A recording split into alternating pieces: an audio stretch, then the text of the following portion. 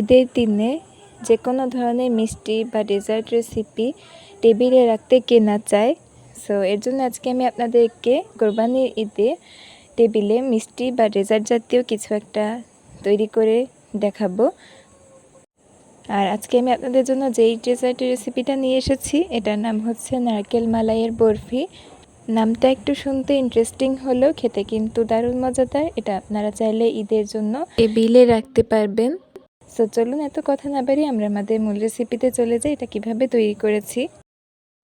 So সবার ফার্স্টেই আমি একটা কড়াই চুলায় বসিয়ে দিয়ে তার মধ্যে ঘি দিয়ে দিচ্ছি 1 চামচ পরিমাণ।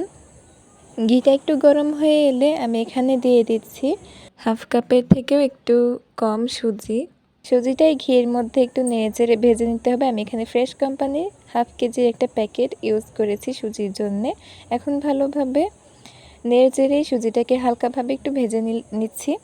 তারপর এখানে আমি নারকেল কোড়া দিয়ে দিচ্ছি প্রায় হাফ কাপের মতো। আর এই রেসিপিতে কিন্তু নারকেলটা একটু বেশি পরিমাণেই দিতে হবে। এবারে এর সাথে ভেজে নিব, তবে খেয়াল রাখতে হবে এটা যেন নিচ থেকে লেগে না যায়। নেড়েচেড়ে নেওয়ার এই পর্যায়ে আমি এখানে লিকুইড মিল্ক দিয়ে দিচ্ছি প্রায় 1 কাপের মতো এবং চিনি দিয়ে দিচ্ছি প্রায় হাফ কাপের মতো।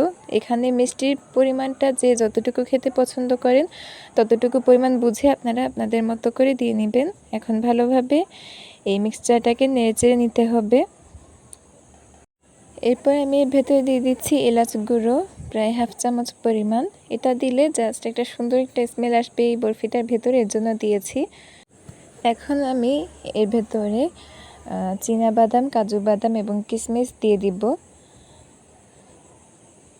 বাদামটা দেওয়ার কারণে কিন্তু এই বরফিটার মানে যতবার আপনারা কামড় দিবেন ততবারই কিন্তু একেবারে বাদাম আপনাদের মুখে এসে পড়বে, একটা সুন্দর স্মেল, একটা সুন্দর একটা কম্বিনেশন হবে আপনাদের। সো এর ভেতরে আমি সামান্য 1 চিমটি লবণ দিয়ে দিলাম জাস্ট টেস্টটা ঠিক রাখার জন্য। এখন এটা উঠিয়ে ফেলার লাস্ট মুহূর্তে আমি 1 চামচ পরিমাণ ঘি দিয়ে দিচ্ছি, জাস্ট সুন্দর একটা স্মেল আসবে এর জন্যে। এখন আমি এটা উঠিয়ে নিব চুলা থেকে।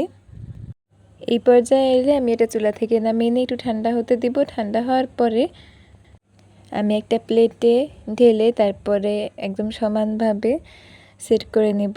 তারপরে এর উপরে কাজু বাদাম দিয়ে সাজিয়ে নিব। যেহেতু এটা যখন আমি রান্না করেছিলাম তখনও বাদাম দিয়েছিলাম, কিন্তু এখন দিচ্ছি জাস্ট দেখতে সুন্দর লাগবে এবং খেতে আরও যেন মজা লাগে, এর জন্য আমি এর ভেতরে দিয়ে দিচ্ছি।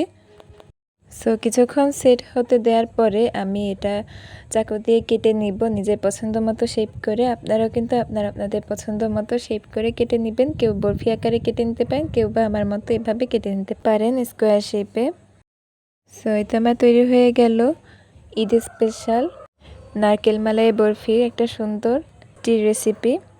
আপনাদের কাছে যদি এই রেসিপিটা ভালো লাগে তাহলে আপনারা এবারে কোরবানির ঈদে রাখতে পারেন। খুব অল্প সময়ের মধ্যে কিন্তু এটা তৈরি করে ফেলতে পারবেন। তাছাড়া ঈদের সময় বাড়িতে মেহমান আসলে কিন্তু খুব ঝটপট এই মিষ্টি রেসিপিটা তৈরি করে তাদের সামনে দিতে পারবেন।